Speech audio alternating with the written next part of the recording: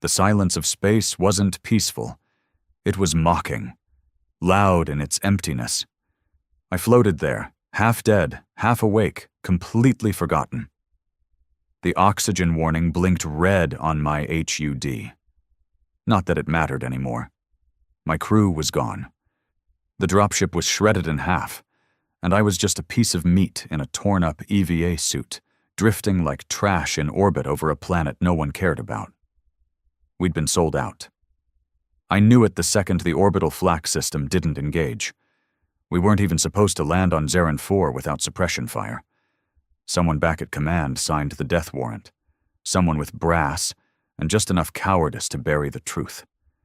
I saw a dozen of my brothers burn in the atmosphere before the rest of us even hit dirt.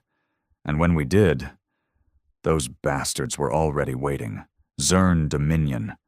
10-foot-tall insectoid freaks with bioplasma guns that chewed through steel and bone alike. They tore through our platoon like we were practice targets. I fought, yeah, bled hard. I don't even remember how I ended up back in orbit. Maybe I crawled to the evac shuttle during the chaos. Maybe someone dragged me. Either way, it didn't matter. The ship never made it. All I remember is the explosion, the screaming in my earpiece, and then silence. Endless, cold, suffocating silence. I tried to scream, but there's no sound in space, just the hiss of my own dying breath. I wasn't afraid of dying. That part came easy. What made me want to tear my own throat out was being forgotten. Being used, then discarded. They'd wipe the records, call it classified, and pin medals on some desk officer who'd never seen a single drop of blood in zero gravity. I clenched my jaw, tasting copper from where I bit my tongue. Eyes fixed on the distant stars. Just waiting. Praying to no one. Not for a miracle, just for something. Anything. I didn't want to die floating like a bag of meat, not like this. And then, it came. A vibration. A low hum in the vacuum. Not heard, felt, through the bones, through the soul, a shape, cold, massive, cutting across the darkness like a blade through silence. A warship. A human warship. I blinked, thought I was hallucinating, thought hypoxia was messing with my brain. But then the comm crackled in my ear, sharp, full of static and anger. Unidentified Marine, you still breathing? This is HWS Vengeance. Locking on to your beacon. Hold tight. I didn't answer. Couldn't. Throat too tight. Chest too full. It wasn't just a ship. It was our ship. One of ours. And judging by the tone of that pilot's voice, someone up there was ready to burn half the galaxy to get us back. I don't know how they found me. I don't know who sent them. But I knew one thing. Somebody screwed up. Bad. Because they left me to die in space. And now we were coming back. They reeled me in like broken freight. The magnetic grappler latched onto my suit, jerking me toward the docking bay of the HWS Vengeance. Each pull dragged pain through my chest, ribs grinding where they'd cracked. I couldn't scream, couldn't breathe properly, but hell, that pain meant I was still alive, and right now that was a problem for somebody. The Vengeance's airlock hissed open. Warm, recycled air blasted against my frost-bitten face, and gravity slammed me to the floor as they decompressed the dock. Boots pounded in. Hands grabbed me, rough, urgent, not gentle in the least. That was good. I didn't want sympathy. I wanted truth. And blood. Pulse stable, get that helmet off! A medic, sharp-eyed and shaking with adrenaline, yanked at my gear. My helmet cracked off and someone cursed. Jesus, he's a ghost! My face was a mess. Probably pale as a corpse, eyes bloodshot, lips cracked from vacuum exposure. I couldn't speak yet, but I didn't need to. I locked eyes with the nearest man, and he understood right away. This wasn't just a rescue. This was an interrogation with fate. They got me to medbay, but I refused to go under. I swore, growled, and finally threatened to tear my IV out unless I spoke to the ship's CO first. You got fire left in you, the nurse muttered. Damn right you're a Marine. Captain Grant showed up 20 minutes later. His face was hard steel, eyes like 2 bullets locked in a chamber. He didn't say, welcome back. He didn't even say, glad you're alive. He just stepped in close, leaned down, and asked, Who burned you? No sympathy, just fire. My kind of man. I forced the words out, jaw clenching with every syllable. Flak system never activated. They knew we were dropping. Zerns hit us with coordinated ground fire. There was no orbital recon, nothing. We got sent to die. He didn't blink. Just nodded once, like he'd been expecting it. We pulled the black box logs off the crashed dropship orbiting Gerin 4. Matches your story. Whole op was off books. Command back home classified the entire deployment 3 hours after your squad left the dock. Like it never happened. A chill ran down my spine. Not the cold kind. This one crawled. Greasy, sharp. Which command? He hesitated. Fleet High, out of Orion Block Delta. Of course, the suits with polished boots and gold insignias, the ones who never bled but gave orders that cost lives. They were playing games again, sending men to test enemy reactions, to poke the hornet's nest and log the data while we got chewed up. You lost the whole squad, he added, voice low. 91 Marines, gone in under 5 minutes. I laughed. The sound was dry, bitter. I wasn't laughing at the dead. I was laughing because now I understood the game, and the rage inside me wasn't hot. It was cold, focused, pure. I want names, I said. Captain Grant didn't smile. He just tapped his datapad, slid it across my cot. They already know you're alive, he said. Intercepted transmissions from Orion Command suggest they're moving to discredit the logs. You'll be labeled mentally unstable, hallucinating from exposure, PTSD. They'll say you imagined the betrayal. They won't get that far, I said. Not if we hit back first. He nodded. That's why we came. He straightened, his voice shifting to a more formal tone. You're being reinstated to active duty. Field promotion, Sergeant First Class. Vengeance is launching a Black Ops strike. Unauthorized. Off record. You in? I didn't even pause. You're damn right I'm in. They gave me 48 hours in recovery. I used 12. Rest was for the dead, and I'd already tasted enough of that. In the armory, I found my suit waiting. Not mine exactly, but close enough. Repaired, upgraded, reinforced chest plate, new HUD with enhanced threat detection, and a neural sync glove that let my sidearm respond like it was part of my nervous system. But it wasn't the tech that mattered. It was the name they'd stamped onto the plating across the chest, Sergeant D.A.N.E. A name they tried to erase. A name that was now coming back to bite them. On the lower deck, I met the strike team, Bravo Unit, Black Division. These weren't standard infantry. They were ghosts, former spec ops, dishonorably discharged, survivors of missions that officially never existed. And yet, here they were, reactivated under Grant's command. Every man in that room had a reason to be angry. Every man wanted payback. And I had the most reason of all. They gave us the target, a classified relay station orbiting Kepler-6, hidden under the guise of a weather satellite, but actually used for deep space command data routing. That's where they stored logs. That's where evidence lived. Destroying it wouldn't help us. We were going to hijack it, broadcast the truth to the entire Terran fleet. Unfiltered, unapproved, unapologetic. If we were going to go down, we'd take the whole rotten system with us. The jump to Kepler-6 was smooth, silent. Tension thick in the warship's belly. I sat in the drop bay, locked in with 6 other men. No one spoke. Not really. There were a few muttered curses, a few checked weapons, but most just stared ahead, waiting for the moment when blood would finally be drawn on the right enemy. And I couldn't stop thinking about the silence again. Not the silence of space, But the silence after betrayal, the kind that stretches across your chest like ice until your heart goes numb. I wasn't going numb this time.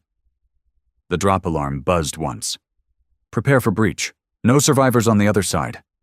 Perfect. The pod hit the relay's outer shell like a hammer. We punched through the station's fake hull with mag lances, then poured into its dark guts like a virus. The defenders weren't Zerns. They were human. Terran security. Black-armored, no insignia. Meant to be invisible. Same kind of bastards who sat back and watched my squad get turned into ash and bones. We didn't shoot for the legs. We didn't shoot to disable. We shot to end. My pulse never spiked. Not even when the first guard took a round through the visor. Not even when I cracked the butt of my rifle across someone's jaw so hard it shattered his helmet. I moved like I was back on that battlefield. Only this time, I wasn't being sacrificed. This time, I was the reckoning.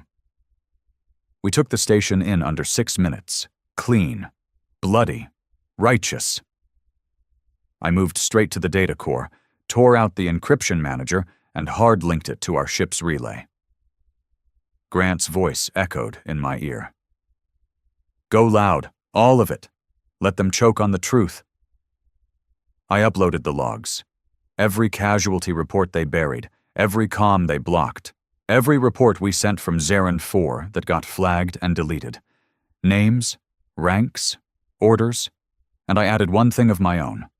A video of me, floating in space, broken, bleeding, left to die. And at the end, I looked straight into the camera, voice like gravel grinding in a coffin. This is what you did to us. But we're still here, and we're not done. Your move now, Commander. You tried to erase me. Now I'm the voice that won't shut up. I'm the ghost in your comms. I'm the storm you thought would never return, and I've brought the war with me. The broadcast detonated like a warhead in the heart of the Terran military machine. We watched it spread, planet to planet, outpost to outpost, fleet to fleet. What began as a stolen signal from a so-called weather satellite became the viral plague of truth. Ships started getting the footage, encrypted inboxes lit up, forums locked down, and then, one by one, systems began leaking it to civilian networks.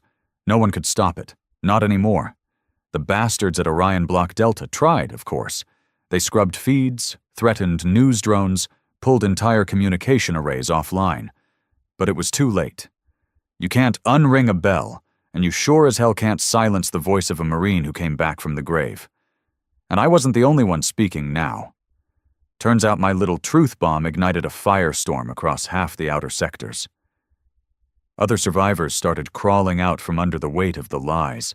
Men who'd been discharged as unstable, women branded unfit, squads disavowed for knowing too much. Suddenly, I wasn't a ghost. I was a symbol. And symbols burn harder than fuel.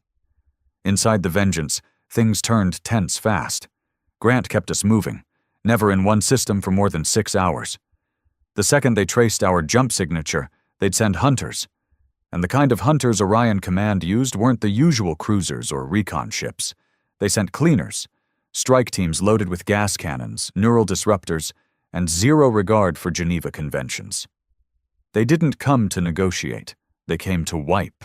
We saw the first one 2 days after the broadcast. We were docked at a refueling station on the dark side of Juno's ring. Supposed to be quiet, friendly. But the second we undocked, we caught a glimpse of it. Black hull, no markings, glowing red drives. They weren't there to talk. Grant turned the ship without a word and threw the Vengeance into full burn. I was in the medbay, still stitching up a cracked rib from the relay fight, when the G-forces hit. My body slammed against the wall, and alarm screamed across the deck. I didn't need to ask questions. I just grabbed a mag pistol and headed straight to the bridge. By the time I got there, we'd lost shields on the lower stern. "Return fire!" I barked. "No effect," the weapons officer replied. "Their armor's reinforced with something exotic. We've never seen readings like this." "They're not after a fight," Grant muttered. "They're after cleanup." We didn't wait. Grant ordered a blind jump. Dangerous, illegal, unplotted. The kind that could spit us out near a star or inside a rock. But better to roll those dice than sit still and wait for a kill shot. We jumped. And somehow, we made it through.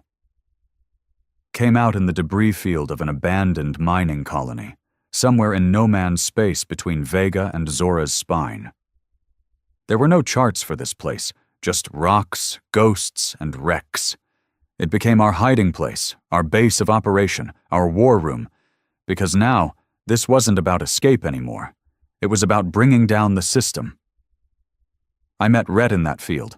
He was a communications slicer, ex-Special Forces, turned smuggler after his squad got iced in a black site purge. He'd been watching the Vengeance's broadcast like a lot of exiles had, waiting to see if it was real. Once we landed, he risked a jump out to meet us. Skinny guy. Quiet eyes. Talked like someone who'd seen too much and survived anyway. "Been waiting for someone to throw the first punch," he told me as we walked the shattered halls of the old colony base. "Didn't think it'd be the ghost of Zarin 4. "Neither did I said. We sat in the command bay, now repurposed into our planning hub. Rhett laid out data like cards on a table, encrypted chains, black site coordinates, fleet movement logs that should have been buried. "You're not the only squad that got ghosted," he said. "There's dozens. Some from a decade ago, some from last year." He paused, narrowed his eyes at me. "They're not just testing weapons on the enemy. They're testing us, using frontliners like you to push political agendas, manipulate treaties, spark conflict." I clenched my fist. "You saying they've been sacrificing Marines to start wars?" He nodded. Slowly. "War sells. War controls populations. War makes people afraid, and afraid people obey." I couldn't sit. I stood, heart racing, mind boiling. "They turned us into pawns." "No," he said. "They turned you into a message." That was when I knew we weren't just exposing truth anymore. We were building a revolution. Word spread. Fighters started joining up. Small crews, rogue AIs, disenfranchised engineers, even ex-naval officers with more honor than their commanders ever had. They didn't come for glory. They came because they saw something in the flame I'd lit. A reason to fight that wasn't wrapped in a flag or signed by some admiral from a glass tower. They came because someone finally said, "Enough." We rebuilt the Vengeance with stolen tech, bolted alien shielding onto our hull, wired in black market weapon systems. Rhett rigged a quantum ghost protocol to make us vanish from fleet scanners.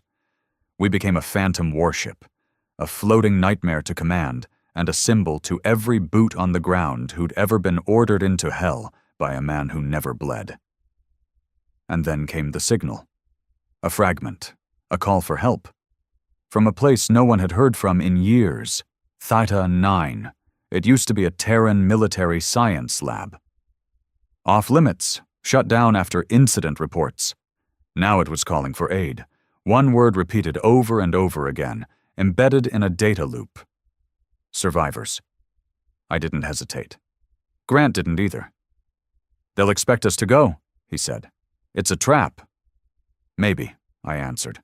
"But if there's even one more of us out there, they're not dying alone." We prepped the jump. Rhett sliced the signal deeper and found something that made his voice crack for the first time since I'd met him. "Dane, one of the call signs from Theta 9 matches someone from Zarin 4. My heart stopped. "Who?" He turned the screen. "Corporal Hale." He'd been in my squad. We'd thought he burned on re-entry. Now, he was calling me from the dead. We dropped out of warp near Theta 9 3 hours later. The system was dead quiet. No communications, no defense grid. Just a single black structure sitting on the surface of an ash-covered moon. We prepped the drop squad. I suited up. This time, I wouldn't be the one floating in silence. This time, I was bringing the storm with me. As the drop pod sealed and the green light lit up, I felt it again. That hum in my bones. That cold fire. That echo of betrayal that never really went away. Only now, it wasn't paralyzing. It was purpose.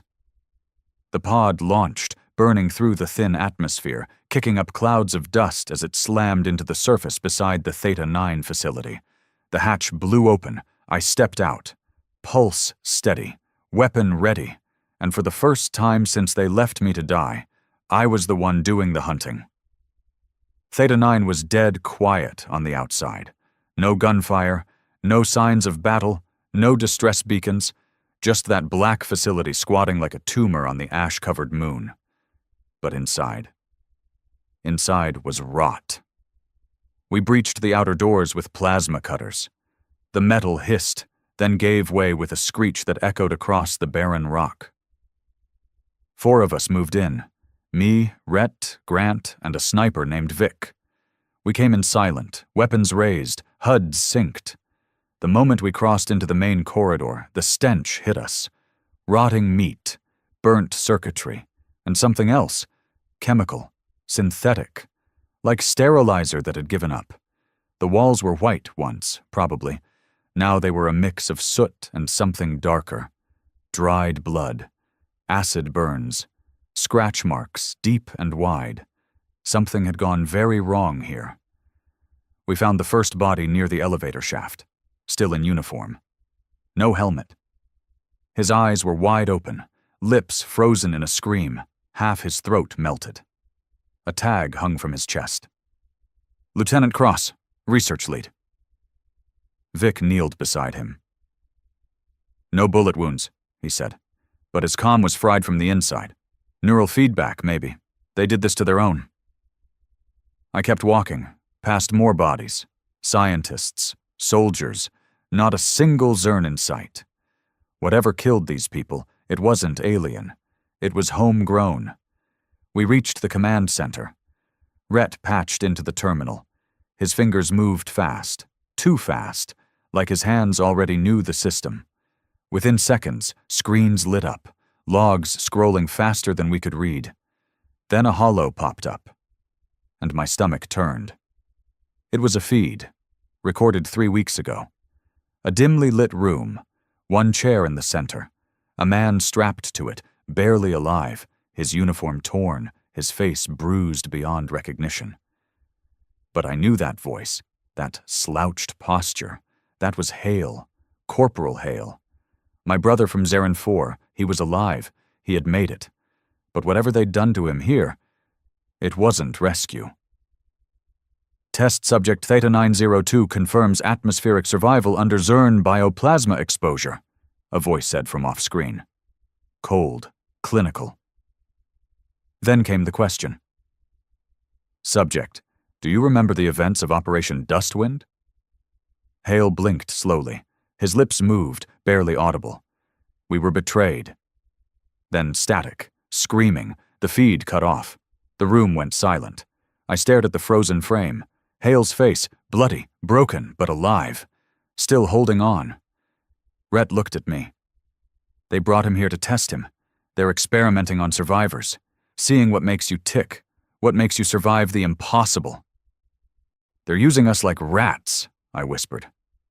Number worse, Grant said. They're building something. He tapped another feed. This time a lab. Bright. Clean. Dozens of pods lined the walls, each one holding a body. Some twitching, some screaming silently behind reinforced glass, some not human anymore. Twisted. Fused. Hybrids. Jesus, Vic muttered. They're making Zern human soldiers, I said. I felt it in my bones, in my blood. Rage clawed its way out of my throat. This isn't research, this is a goddamn breeding lab! We swept deeper into the facility, following signals, following the flicker of Hale's comm signature. We hit resistance 2 floors down. Not from soldiers. From security drones. Terran-built, AI-enhanced, reprogrammed to shoot anything that didn't match internal DNA scans. We fought like demons. Close quarters. EMP grenades, silenced pistols, magnetic knives. I took 2 slashes across my thigh. Grant got clipped in the side. Rhett almost lost an arm when a drone latched onto him. But we pushed through. Because we were close. And then we found him. Room 47B. We breached it clean. Flashbang, breach charge, push. And there he was, strapped to a gurney, IV lines in both arms, metal clamps holding his skull in place, eyes wide open, not moving, barely breathing. Corporal Hale. His eyes met mine. And for a second, I thought he didn't recognize me. Then he whispered, "They told me you were dead." I stepped in, ignored the pain in my ribs, the blood in my boot. I put my hand on his chest. "I'm not, and neither are you." We cut him free. Rhett disabled the locks. Hale collapsed into my arms, too weak to stand. His skin was pale, his spine wired with nanofibers, like they'd turned him into a living conduit. "They used me," he choked. "They wanted to know how I lived. They said survival was a gene." "What did they want from you?" His lips trembled. His body shook. "They want to build us, not train, not recruit, building they think soldiers like us can be cloned, enhanced, made loyal, made obedient." My stomach turned again. It wasn't just about betrayal anymore. It was eugenics. It was militarized evolution. They weren't sacrificing us to win wars. They were mining us to create better tools. And they were close. We got Hale out. Barely. Rhett triggered the station's meltdown protocol, said he couldn't let the data fall into enemy hands. I agreed. But as we ran back through the burning corridors, the alarms blaring, the facility falling apart, I couldn't stop thinking about what we'd just uncovered. Theta 9 wasn't unique. It was a prototype, the first of many. We hit the surface just as the moon cracked under the explosion. Flames reached skyward as the Vengeance pulled us in on grappler hooks, and I saw Hale look back one last time. Tears streamed down his cheeks. "They took everything from me," he said. I nodded. "They took everything from all of us. But now they'll pay." Back on the ship, we put him under full medical. Rhett pulled every log he could from Hale's neural implant. Some of it scrambled, some of it encrypted. But enough of it was clear, enough to paint the next target, Outpost Corin 12, an asteroid lab in the Helix cluster, designated black, not even on military maps. Hale said that's where they were taking all surviving test subjects, all the failed clones, all the hybrid abominations. Command was building an army, but not one made of men, one made of monsters. "Why build soldiers," I said aloud, "when you can design them to never question orders?" Grant's jaw tensed. "That's the endgame. Obedient, enhanced, engineered weapons. No conscience, no fear, no humanity." "They'll replace us," I said. "Erase us. One gene-spliced Marine at a time. Unless we hit them first."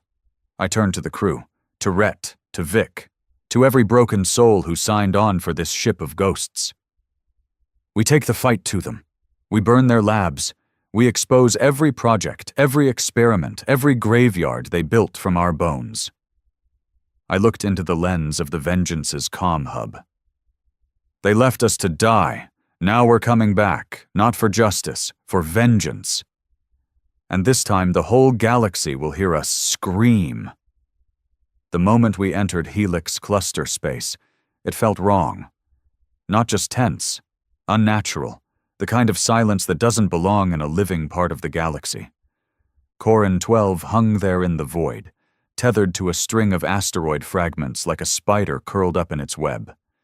Its lights pulsed slowly, dimly, like it was breathing. "This place shouldn't exist," Vic said from the weapons terminal, his voice cold. He was right. The outpost wasn't built to defend. It was built to hide. Minimal emissions, organic hull plating, no registry tags. Everything about it screamed unauthorized, unholy, and undeniably human in design. This was where they sent what couldn't be explained, where failures were buried and successes turned into shadows. We were about to dig up every rotten secret they tried to keep in the dark. "Docking protocol's overridden," Rhett announced. "They don't even know we're here yet. Stealth grid's working." "Good," I said. "Let's hit 'em before the alarms start." We launched the boarding pod manually. No auto-lock, no tether. We'd trained for this. A precision strike through the outer hull with just enough brute force to punch into one of their ventilation zones. We didn't want to go in through the front. That was suicide. They'd rigged the corridors with gas and neural disruptors. Not this time. We weren't going in to sneak around, though. We were going in to kill. They called us ghosts. But ghosts weren't this loud. I hit the floor of Corin 12 with my boots first and my rifle second. Rhett and Vic were right behind me. Grant stayed back on the Vengeance, commanding the second wave. If we didn't come back in 1 hour, they were to torch the entire station from orbit. We moved through narrow, bone-white halls, following the echo of machinery and low-frequency pulses that buzzed in our ears like wasps under the skin. Lights flickered. No guards, no response. "Too quiet," Rhett muttered. "They're watching." "Let them watch." We reached the first chamber, and that's when we saw what Command had been hiding. Rows of tanks, dozens, maybe hundreds, each one filled with green fluid, bodies suspended inside. Some whole, some torn, some twisted into things that shouldn't exist. Human skeletons stretched to inhuman proportions. Bones reinforced with carbon. Muscle weaved with synthetic fiber. Eyes replaced with scanner orbs. Breathing tubes forced into their throats. They weren't soldiers. They were constructs. Failures of genetic ambition and monstrous intent. "They tried to make better humans," I said, my throat tight, fists clenching. "And all they made were nightmares." Vic stepped closer, tapping the screen on one of the tanks. A name blinked up on the readout. Project Revenant, Subject 044, Lieutenant Dane, clone sample. My name, my DNA, my body. But the thing in the tank wasn't me. It was something else. Taller, broader, eyes wrong. It stared at us like it knew, like it was waiting. "They're cloning you," Rhett whispered. "That's how they've been replicating survival rates, by copying the soldiers who made it through the worst." "They're not cloning," I growled. "They're stealing." A hiss echoed through the chamber. Doors opened, and the lights turned red. Sirens blared as containment units across the lab began to open. One by one, hybrid soldiers, half machine, half man, stepped out. They moved in perfect sync. No hesitation. No fear. Just cold efficiency. Their eyes locked on us like we were nothing more than defective test material. "Contact!" I snapped. "Weapons free!" The first one lunged. I dropped it with 2 shots to the neck, but it didn't die. It twitched, staggered, then kept coming. Vic flanked left, drilling another 2 in the head. One fell, the other didn't. "They don't feel pain," he said, "and they're fast." We moved like a pack, fluid, practiced. Every step calculated, every corner cleared like we'd been born for this. Rhett dropped a sonic disruptor that scrambled their balance just long enough for us to move deeper into the station. But they didn't stop. Every hallway, every room. They came for us, swarming like a hive, their minds linked, their bodies fueled by whatever nightmare compound Command had fed them. We were outnumbered 10-1. But we weren't like them. We weren't programmed. We were angry. And we were free. We reached the central lab core after 30 straight minutes of non-stop combat.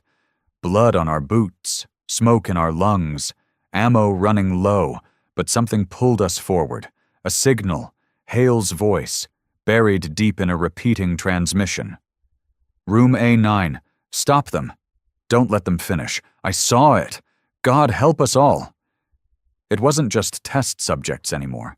They were building a prototype, a perfected version, something that could pass for human until it chose not to. We burst into A9 with everything we had, flashbangs, plasma charges, grenades, and we found it. The Alpha clone. He looked just like me, standing upright, breathing, calm, watching us with a smirk that felt wrong in every way. "You're late," he said. "Shut it," I snapped. "You're just a mistake." He shook his head. "Number, I'm the future. You're the relic." Then he attacked. It wasn't a fight.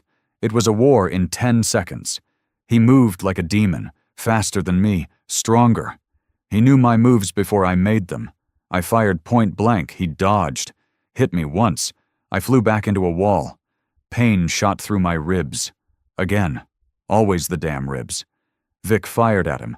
Alpha deflected the shots with his arm, then stabbed Vic in the thigh with a broken piece of steel. Rhett went down next, thrown into a console. Sparks flew. It was just me and him. Me and my copy. I pulled my knife, tactical carbon steel. Serrated. He laughed. "You think a blade's going to stop progress?" "No," I said, circling him. "But rage will." I lunged. He moved to block, but I faked the swing, spun low, and stabbed him straight through the gut. His smile faded. I twisted. "I'm not your blueprint," I hissed. "I'm your executioner." He gasped. Blood, real or not, poured out. "Why?" he choked. "Because you're the result of betrayal, and I'm the reckoning." We left Corin 12 burning, every tank shattered, every log copied, every abomination incinerated in plasma fire. Back on the Vengeance, Rhett uploaded the lab's core data to every Allied outpost, rogue channel, and rebel fleet we had access to. No more secrets, no more black labs, no more hiding behind classified. The truth was out. Terran Command had gone too far. They tried to erase us. Now we'd erase them. On the deck, I stood watching the station's remains spiral into the void. Hale sat beside me, his legs wrapped in bandages, but his spirit sharper than ever. "You think we've done enough?" he asked. I shook my head. "We've just begun." He looked at me, eyes heavy. "What happens when they send the real fleet? Not just labs, not just experiments. The whole damn army?" I turned, stared into the endless black, and felt the fire in my chest rise again. "They better bring everything they've got," I said, "because now they're fighting soldiers who've already been left to die." I paused, and this time, we're the ones hunting. They called it a containment order, issued from High Command's inner circle, Orion Block Delta. One signal blasted across every fleet relay in human-occupied space. Purge operation. All rogue warships, experimental units, and unauthorized broadcasts are to be eliminated immediately. No negotiations, no trials. Full military engagement approved. That wasn't a containment order. It was a death sentence. And it meant one thing. We'd hit a nerve. We didn't just uncover the truth. We pissed off the men who built their careers on lies, and now they were coming to clean up the mess. But they forgot something. They trained us, armed us, built their empire on our blood.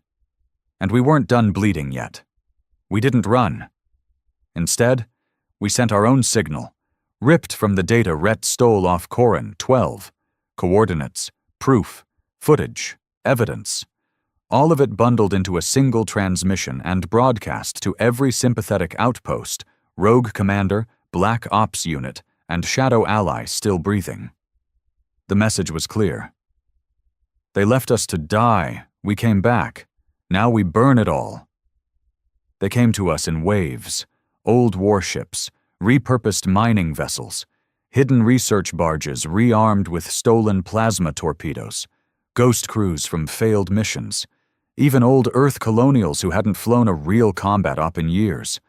Some were patched up with scrap metal and hope. But every one of them had a reason to fight. They called us insane. They were right. We were the Ghost Fleet now. Soldiers and survivors stitched together by pain, fueled by betrayal, and aimed like a spear straight at the heart of command. We'd hit enough secret labs. Now we were going to the source. Rhett found it. The Judgment Core. Hidden in orbit behind a collapsing dwarf star, shrouded from scans, guarded by a classified battle group so secret that even most admirals didn't know it existed. It was the control node, the data bank, the black box of the entire betrayal. If we got inside, we wouldn't just bring the truth. We'd tear down their whole damn infrastructure. One good hit, and every black site, every cloning lab, every soldier-for-profit scheme they ever ran would come unraveled. But they knew we were coming. And they were ready. The vengeance was quiet as we approached the core. No speeches, no prayers, just men and women locking in weapons, checking armor seals, sinking HUDs. Warriors who knew they might not come back. Fighters who'd already lost everything except the need to make someone pay. Grant stood beside me on the bridge. Hale was seated in a brace by the tactical station, bruised but locked in. I pulled up the display. The core floated like a dead god, hulking, cold, ringed with thousands of defense turrets and escort cruisers. Fleet strength? I asked. Estimated 32 ships, Rhett replied. 15 of those are Class 4 assault carriers. The rest are destroyers and sensor jammers. And us? He smirked grimly. 7 capital ships, 17 gunboats, and one pissed-off Marine with a voice the galaxy listens to. Damn right. The Ghost Fleet didn't ask for permission. They dropped from warp like a thunderstorm wrapped in steel and vengeance. Explosions lit up the void before half the enemy even realized what was happening. Grant led the opening volley, rail cannons tearing through the outer turrets, plasma lances gutting escort drones mid-turn. We hit them hard. And they hit back harder. Enemy fighters swarmed, EMP nets launched, fusion mines tore holes in our flanks. One of our oldest allies, the Red Widow, a salvaged X-class cruiser, took a direct hit and split into 2 flaming halves. No escape pods launched. They knew what this was. No one planned on surviving. We didn't come to retreat. We came to end this. "Bring us in close," I barked. The Vengeance nosedived straight into the chaos, its shields flaring white from impacts, hull screeching with strain. Rhett rerouted power to front deflectors while Grant fired suppressive rounds into the core's central bay. We were going to breach it manually, old school, no teleporters, no autodock, just iron, fire, and human rage. "Drop squad ready," Vic yelled from the hangar. I pulled my helmet on, strapped into the lead pod, and took one last look at the burning stars outside. If this was how I went out, it was going to be my way. We punched through the core's outer hull with a deafening crash. Sparks, fire, screaming metal.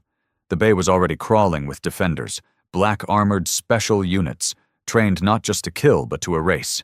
No names, no ranks, just death. I hit the floor running, rifle barking before my boots landed. The squad followed close. Vic laid down cover while Hale, running on sheer grit and fury, dropped 3 commandos with precise shots to the skull. We moved like reapers through the station. No words, just war. Every corridor was a grave waiting to happen. We cleared rooms one by one, stacked bodies, took fire, gave more. And then we reached the command chamber, the core of the core, a circular room of white light and data streams.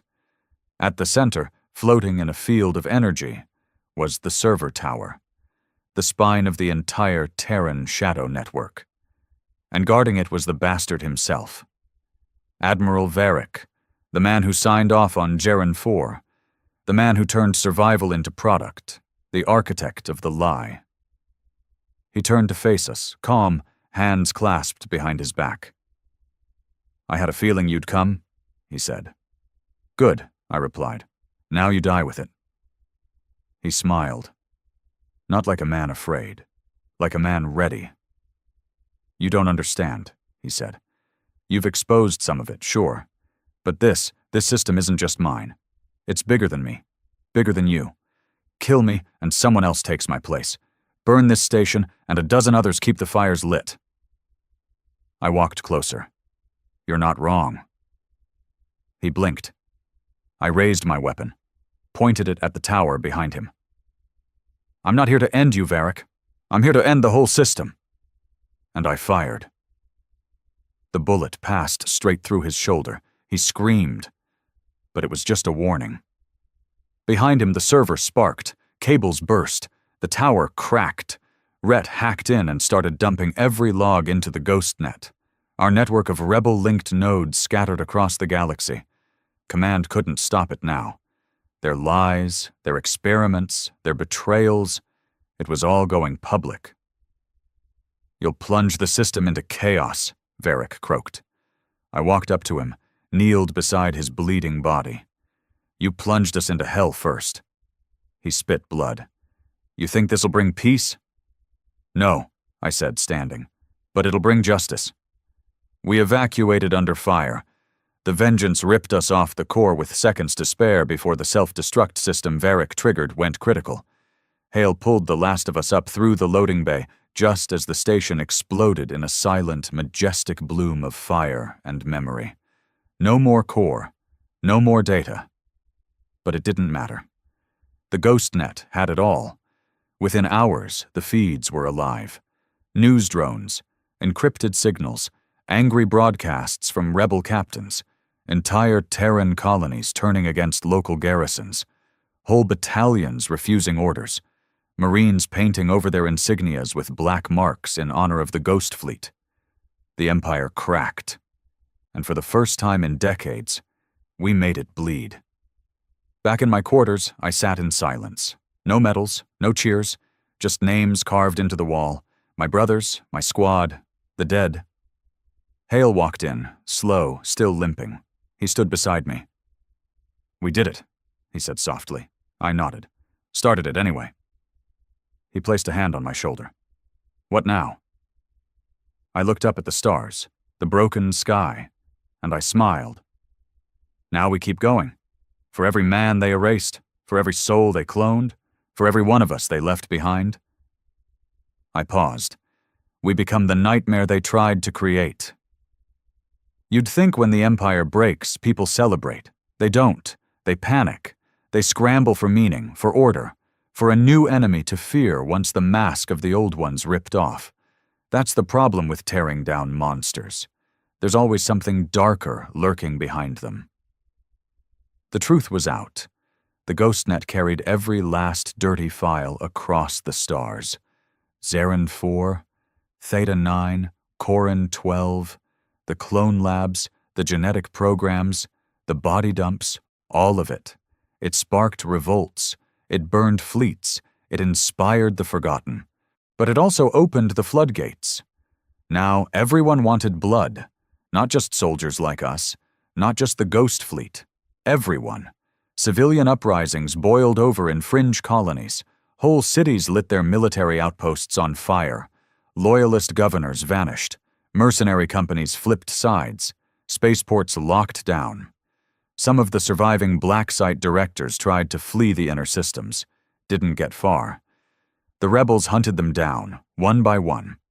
I watched the footage from the Bridge of the Vengeance. Executions streamed live. Engineers dragged through the streets. Political officers flung into orbit from emergency airlocks. Not heroes doing it.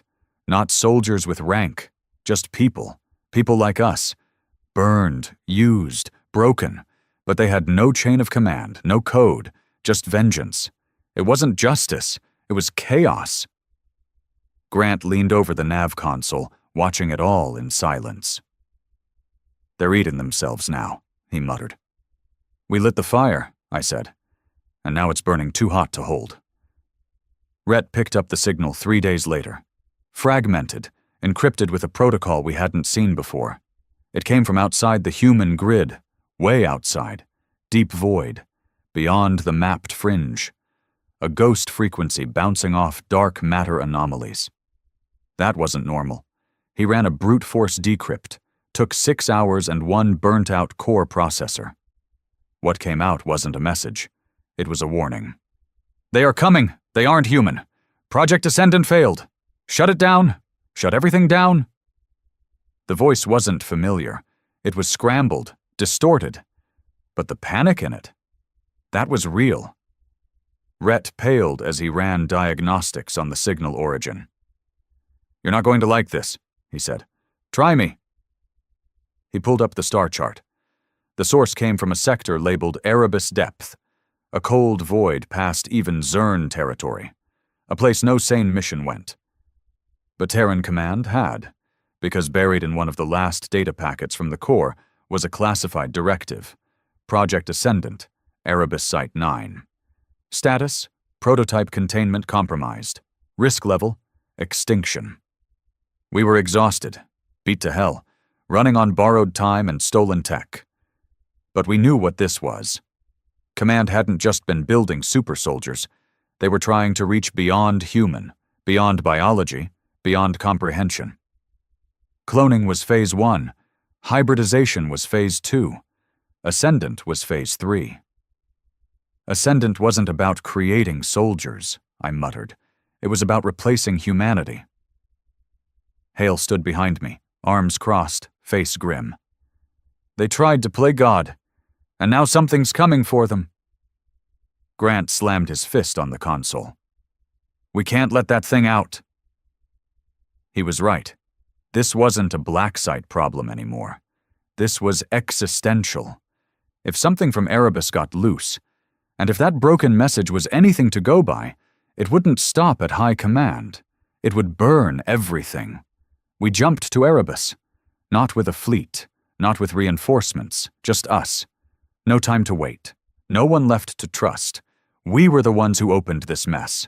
We were going to finish it. The system was black. Blacker than any place I'd ever seen. No stars, just void. Like light refused to stay here. Our scanners couldn't map more than a few hundred kilometers without getting scrambled. Then we saw it. Site 9. It floated like a tomb. No power signatures, no defense grid. Just a huge black station covered in warning lights, containment rings, and strange geometry that didn't match any Terran construction I'd ever seen. It looked wrong. Too sharp. Too intentional. Rhett spoke, his voice tight. "That station, some of it isn't human-built." My gut twisted. "What do you mean?" "I mean the outer hull is fused with non-carbon elements, metallic structures that don't match Earth's periodic chart. It's like Command didn't just build Ascendant. They found something." My stomach dropped. They didn't create it. They unleashed it. We boarded Site 9 like we had every other horror show. But this was different. There were no corpses, no screams, no blood, just stillness. Like the place had never been alive at all. Hale moved beside me, his weapon raised. "This doesn't feel like a lab," he whispered. I nodded. "It feels like a prison." And somewhere deep inside this tomb, something was still breathing. We followed the heat signatures. Buried under 12 levels of silence and flickering lights, we reached the core containment vault. A chamber bigger than a cruiser's cargo bay. At its center, a pod. Floating. And inside it? A man, or what used to be one. Naked, hairless, muscles too refined, skin too perfect, veins that pulsed with a faint golden glow.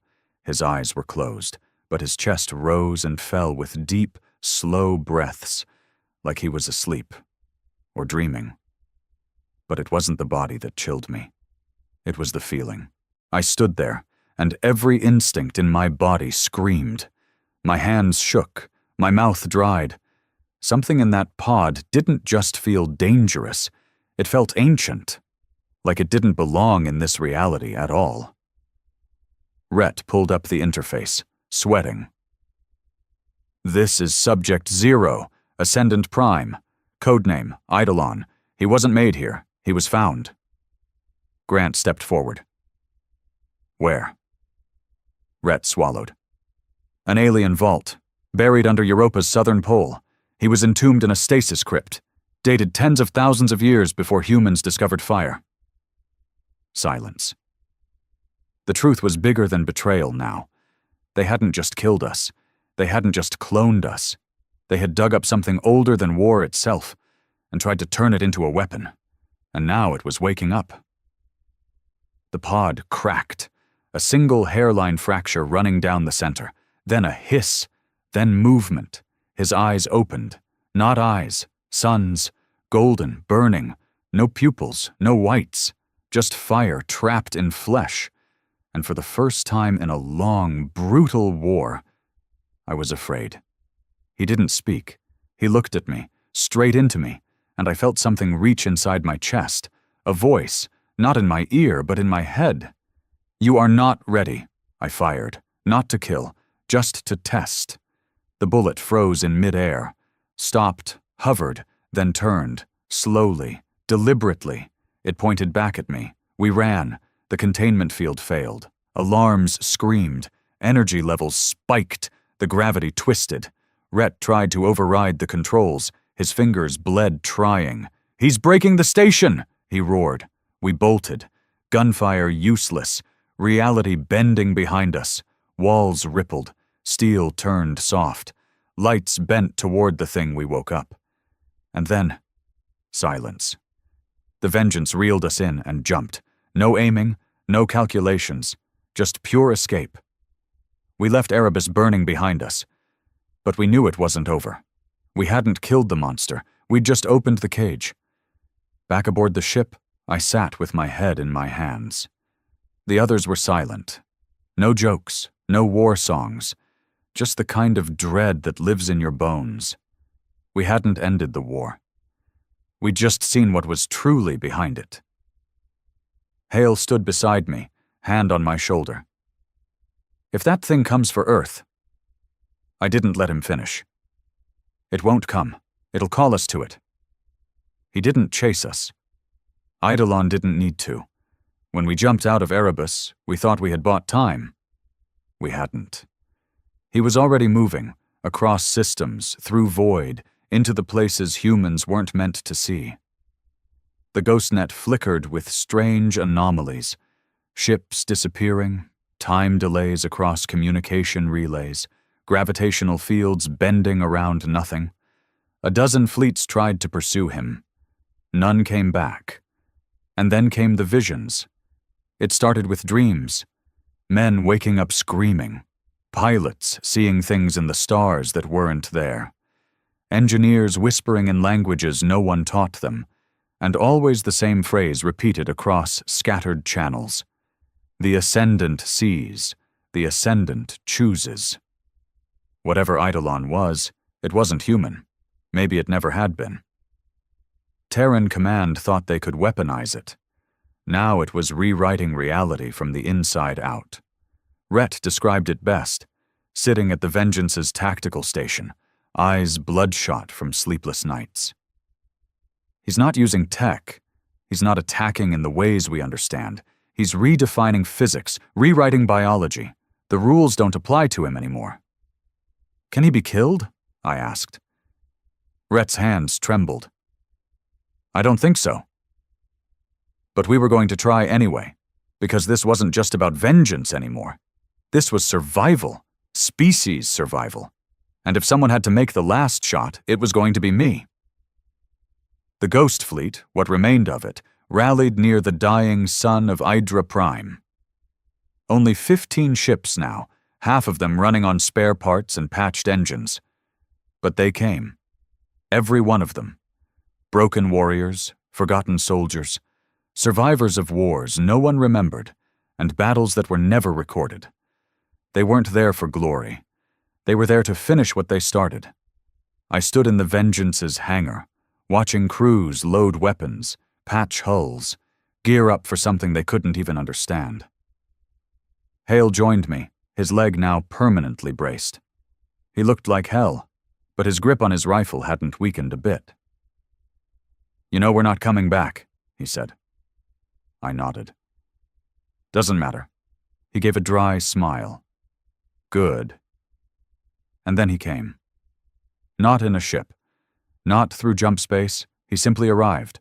Eidolon stepped out of the darkness like reality folded around him, like space gave way before something older than time. No engines, no shields, just one man. Tall, glowing, walking across the surface of Idra Prime like it was his kingdom. The sky cracked open above him, black lightning arcing into orbit. Gravity shifted. Some of our ships began to drift without thrust. Others went offline entirely. His presence alone disrupted everything we were built on. He looked up at us, and we felt it. Not words, not a signal, just a choice. Join or vanish. We answered with fire. The Ghost Fleet lit him up with everything we had: railguns, plasma cannons, graviton spikes, atomic cores. The atmosphere burned with weapons mankind had spent centuries perfecting. But Eidolon didn't move. He let it hit, he let it burn, and then he stepped through the smoke, untouched. We dropped, a final insertion. Me, Hale, Vic, Rhett, a few others. The best left. The last charge. We hit the surface like falling blades, straight into the crater where Eidolon waited. He didn't attack. He just stood there, arms behind his back, watching like a father waiting for disobedient children to come to their senses. I raised my rifle. "Whatever you are," I said, "you're not God." He smiled. "Not yet." Then he moved. We didn't fight a man. We fought possibility. He bent time, moved between bullets, made the ground ripple beneath our feet. Our weapons melted. Rhett screamed as his comms unit fused into his skull. Vic fired a final shot and then vanished, erased, like he had never existed. But we kept going. Not because we could win, because someone had to try. Hale took the hit for me. Eidolon launched a wave of energy, cold, humming, beautiful in the most terrifying way. Hale pushed me aside and took it straight to the chest. He didn't scream. He just dropped, mouth open, eyes wide, and never moved again. Another brother gone. Another name carved into memory. I ran, straight into the eye of the storm. Eidolon reached for me. Not to kill, to change. I felt it. My muscles twisting, vision blurring, memories slipping. He was rewriting me. But I fought it. I fought him with everything inside me. Every betrayal, every ghost, every scream from Zarin 4, every friend lost, every promise broken by a system that turned warriors into weapons and then into trash. I wasn't just a Marine. I was the result of their failure, their unfinished story, and now I was the one holding the pen. I reached him. He touched my chest. Pain lanced through every nerve in my body. But I smiled, because Rhett had given me one last card to play. Strapped under my armor was a microcore, a prototype destabilization unit made from Corin 12's clone reactor. Unstable, illegal, untraceable, and completely deadly if detonated at the quantum level. I whispered, "This is for everyone you erased," and triggered it. Light, endless, all-consuming, a flash that swallowed stars. I don't know how I survived. Maybe I didn't. Maybe I'm dead and this is just memory, echoing through the system like a dying breath. But when I opened my eyes, Eidolon was gone. The crater was empty, and my body ached in ways I didn't understand. The vengeance found me hours later, half buried in ash, radiation burns covering half my chest. Hale was gone. So was Vic. Rhett's last message still burned on my compad. "We don't die for them anymore. We die for each other." We won, if you can call it that. The Ghost Fleet scattered, disbanded. No more wars to fight. No more monsters left to chase. Only wounds to carry and names to remember. Command was gone. Burned. Discredited. The empire fractured into colonies, alliances, federations, everyone fighting over what to become next. But me? I left. Took the vengeance to the edge of space, the real edge, past the old jump lanes, past the mapped systems, somewhere quiet, somewhere where the silence doesn't mock you, somewhere to rest. Because I'm tired. So damn tired. But if you're reading this, if the story survived, remember one thing. They left me to die in space, and I came back. Not for medals, not for glory, for truth, for vengeance, and for everyone they tried to erase.